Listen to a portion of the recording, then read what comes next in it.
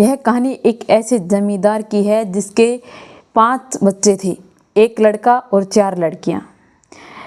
4 लड़कियां बड़ी थी, लड़का छोटा था।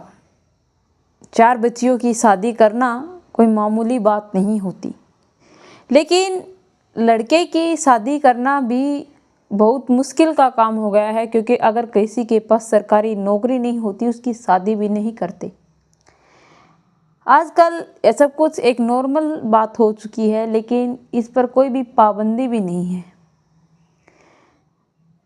आखिरकार मोहन नाम के इस व्यक्ति ने अपने बच्चों का भविष्य बनाया, लेकिन आखिर में जाकर सारे गांव के अंदर उसका नाम इस तरह गिर गया कि वह टूट से गई। आखिरकार ऐसा क्या हुआ था और उसके बेटे ने ऐसा क्या किया था?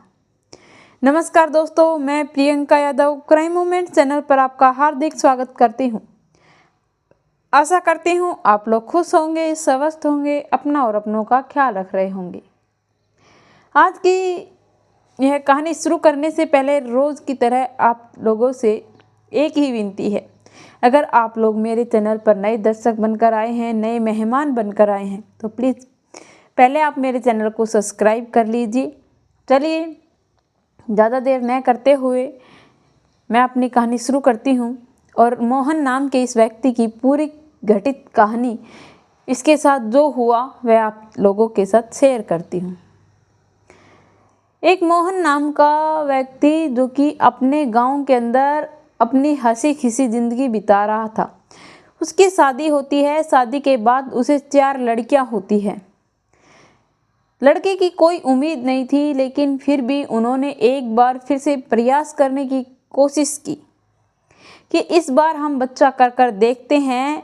अगर लड़की हुई तो फिर हम बच्चा नहीं करेंगे, हमारी किस्मत में भगवान ने यही लिख रखा है। 5वां उन्हें लड़का हो जाता है। वह लोग सभी खुश होते हैं, लेकिन कुछ ऐसे उसकी ज़िंदगी में उतार चढ़ाव आते हैं जिसके कारण वह इतना ज़्यादा गरीब हो जाता है कि उसकी परिस्थिति बहुत ख़राब हो जाती है। धीरे धीरे वह अपनी जमा पूंजी करता जाता है। पहले बड़ी बेटी को विवाह कर कर उसके ससुराल घालता है, फिर दूसरी को, फिर तीसरी को, फिर चौथी को। लेकिन लड़का अब तक भी कमा रहा था, चाहकर भी उसकी शादी नहीं कर पा रहा था। पिता भी अब बूढ़े हो चुके थे, काम नहीं होता था, इसीलिए वह लोग अब शादी के लिए लड़कियां ढूंढने लगे।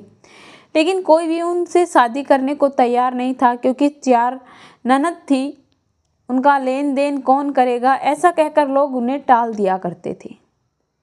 लेकिन लड़का अच्छी एजुकेशन ले रखी थी, वह बाहर निकलने की कोशिश करता है, लेकिन माता पिता की वजह से वह बाहर भी नहीं जा पाता। माता पिता जब बुजुर्ग हो जाते हैं, बीमार रहने लगते हैं, तो उन्हें छोड़कर अकेला कहाँ जा सकते हैं। धीरे धीरे समय बीतता गया। लड़के का एक रिश्ता पक्का भी हो गया। शादी कर कर बहू घर में आ गई। सभी बहुत खुश थे, जश्न मना रहे थे, खुशी मना रहे थे। इसी खुशी के अंदर कुछ दिन बाद ये खुशखबरी मिलती है कि उनकी बहू प्रेग्नेंट है। दादा दादी बनने की खुशी में उसके सास ससुर तो बहुत खुश होते हैं, मिठाइयाँ बांटते हैं। लड़का जब पिता बना तो उसे पिता की खुशी बहुत ज़्यादा अधिक हुई कि अब उसका परिवार आगे बढ़ेगा। उसके माता पिता अब खुशी अपना जीवन व्यतीत करेंगे, क्योंकि बुढ़ापे के अंदर पोता पोती दादा दादी के लिए बहुत मेन होते हैं। उनका एक जीवन सा होता है पोता पोती। वह लोग खुश थे, उसका पति भी खुश था, पत्नी तो खुश थी। एक माँ अपने बच्चे को जब जन्म देने वाली होती है, उसे बहुत ज़्यादा खुशी होती है, चाहे उसे कितने भी दर्द सहने पड़े, लेकिन वह बहुत खुश होती है। अब वह हर वक्त शॉपिंग करना, कुछ अच्छा सा खाना, घूमने फिरने की बहुत जिद करती थी। वह लोग भी उसे कभी भी किसी चीज़ की भी कमी नहीं महसूस होने देते थे।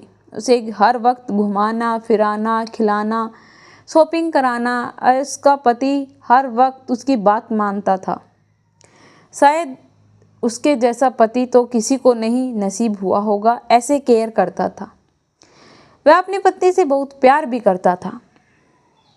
धीरे धीरे समय बीतने लगा, पत्नी पेट अब बाहर निकलने लगा था। एक दिन वह जिद करती है कि मुझे अपने घर पर जाना है, घर पर जाकर अपने माता पिता से मिलना है। तो उसका पति कहता है कि ठीक है, अगर तुम्हें तुम्हारे माता पिता से मिलना है तो ठीक है, तुम मिल लेना, हम शाम को चलेंगे। वह कहती है कि क्यों, सुबह क्यों नहीं? तभी वह कहता है कि पहले हम अपने कुछ कपड़े लेकर आए, नए कपड़े पहनकर चलेंगे, ऐसे ही थोड़ी ना चल पड़ेंगे। यह सब कुछ कहकर वह शॉपिंग करने के लिए बाजार जाते हैं, कपड़ा खरीद कर लेकर आते हैं। लेकिन उसका पति कुछ भी नहीं खरीद कर लेकर आता, बल्कि एक टॉवल खरीद कर लेकर आता है। पत्नी इन सभी से बेखबर थी। वह घर आ जाते हैं, कपड़े चेंज करते हैं। वह बहुत खुश थी कि वह अब अपने माता पिता से मिलने जा रही है। खुशी खुशी के अंदर वह तैयार होती है, बहुत से गहने पहनती है, क्योंकि उसे गहने पहनने का बहुत शौक था। पहनने के बाद वह अपने घर के लिए चल पड़ती है। घर से निकलकर वह कुछ दूर पहुंचने के बाद जंगल आता था। जंगल से रोड क्रॉस कर कर उसके घर जाने का एक रास्ता था। वह उस जंगल से जाने लगते हैं तो रास्ते में ही डकैतों ने उन पर हमला कर दिया और उसकी सारी ज्वेलरी लेकर फरार हो गए। लड़का जो कि बहुत बचाने की कोशिश करते हैं, लेकिन मारपीट के अंदर लड़की की हत्या हो जाती है। बच्चा वहीं पर मर जाता है। माँ भी अपने ज़्यादा देर तक उसकी केयर न करने के कारण वह भी वहीं पर दम तोड़ देती है। उसके पति को भी बहुत सी चोटें मारी जाती है। तो वह अपना फ़ोन उठाकर अपने गांव वालों को, आसपास के लोगों को फ़ोन करता है, कांटेक्ट करता है और अपने साथ जो भी घटी हुई कहानी थी वह सारी घटित कहानी उन लोगों को सुनाता है। गांव के लोग भी वहां पहुंच जाते हैं। पहुंचने के बाद जो होता है वह देखते हैं कि उसकी पत्नी तो मर चुकी थी, लेकिन वह फिर भी उसे हॉस्पिटल में एडमिट करवाने के लिए लेकर जाते हैं। उस लड़के को भी लेकर जाते हैं, लेकिन उसके तो बहुत सी ऐसी चोटें लगी हुई थी, उसे तो मलहम पट्टी कर दी, लेकिन उसकी पत्नी को डॉक्टर्स नहीं बचा सके, क्योंकि उसने पहले ही अपने बच्चे के मरने का गम लेकर वह वहीं पर दम तोड़ चुकी थी। पुलिस कंप्लेंट हो जाती है। पुलिस भी खूब अपना ताकत लगा रही थी, लेकिन कुछ भी हासिल नहीं कर पा रही थी। अब उसकी कॉल रिकॉर्ड्स प्रेस पर डाल दी गई थी, क्योंकि पुलिस को उसके पति पर शक था कि जब लुटेरे आए तो सब कुछ लूट कर ले गए, तो इसका फ़ोन क्यों नहीं ले गए। मारपीट के अंदर उन लोगों ने मारा होगा तो पॉकेट के अंदर फ़ोन तो लाजमी है, दिखाई देगा। यह हमें इनकी चाल भी हो सकती है, और यह भी हो सकता है कि वह चलते वक्त भूल गए हों, कुछ नहीं कहा जा सकता। जब वह एक लड़की से एक दिन बात कर रहा था, जिसे सुनकर पुलिस के भी पाँव तले से ज़मीन खिसक गई। वह सुनते हैं कि वह एक लड़की का फ़ोन आता है, उसको कह रहा था कि तुम मेरे पास बार बार फ़ोन मत किया करो, नहीं हमारा जो राज है वह बाहर आ जाएगा। ऐसा कौन सा राज था जिसे वह छुपाना चाह रहा था? वह कहता है कि मैं तुमसे, मुझे टाइम मिलेगा मैं तुमसे मिलने आऊँगा। लेकिन लड़की यह कह रही थी कि मुझे तुमसे मिलने का बहुत मन कर रहा है, तुम ऐसा लगता है कि मुझे भूल गए हो। ये सब कुछ सुनकर पुलिस को उस पर शक होता है, उसे तुरंत गिरफ्तार करती हैं और जिस बात को वह गुप्त रख रखी थी उस बात को उगलवाने की कोशिश भी करते हैं। उसका एक फ्रेंड था जिसे पुलिस ने पहले ही गिरफ्तार कर लिया था।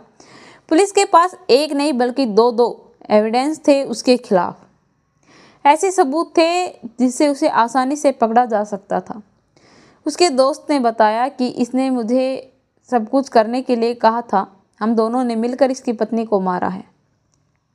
पुलिस इंस्पेक्टर साहब कहते हैं कि तुम्हें शर्म नहीं आई अपनी गर्भवती पत्नी को मारते हुए? अरे तुम्हारा बच्चा तुमने अपने ही हाथों से कैसे मार दिया? उसे गुस्सा आता है और गुस्से के अंदर वह अपना कंट्रोल खो बैठता है और कहता है कि सर आपने किसने कहा कि वो बच्चा मेरा था? मेरी पत्नी मेरे जीजाजी से बात करती थी, हंसती थी, मुस्कुराती रहती थी, हर वक्त फ़ोन पर उन्हीं से बातें करती थी कि मेरी बेटे को अपना लो वरना हम तुम्हें केस के अंदर जेल भिजवा देंगे। इसीलिए मैंने यह डिसीजन उठाने की कोशिश की। इसके अंदर मेरे दोस्त ने बखूबी मेरा साथ दिया, जिसके बाद मैंने उसे इस तरह की सज़ा दी कि उसे कोई बचाने वाला भी नहीं मिला। और मैं उसकी हत्या करने के बाद अपने आप को बिल्कुल भी दोषी नहीं मानता, क्योंकि मुझे नहीं पता कि वह बच्चा मेरा था या फिर किसी और का। उसने यह बात कहकर अपना गुनाह भी कबूल किया और अपनी सज़ा भी भुगतने के लिए वह तैयार था।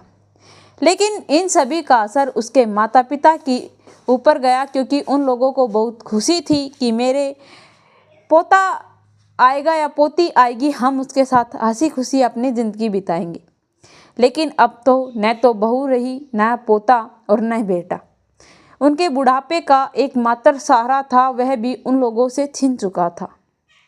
एक गलतफहमी के कारण उन लोगों ने अपना रिश्ता यूँ ख़त्म कर दिया कि उसकी न तो आगे बढ़ने की गुंजाइश रही और न ख़त्म होने की। तो आप लोगों को यह कहानी कैसी लगी कमेंट में लिखकर ज़रूर बताना। मेरे चैनल को सब्सक्राइब करना, बेल नोटिफिकेशन को ऑन करना, ताकि ऐसी हर वीडियो जल्द से जल्द आप लोगों तक पहुंच पाए।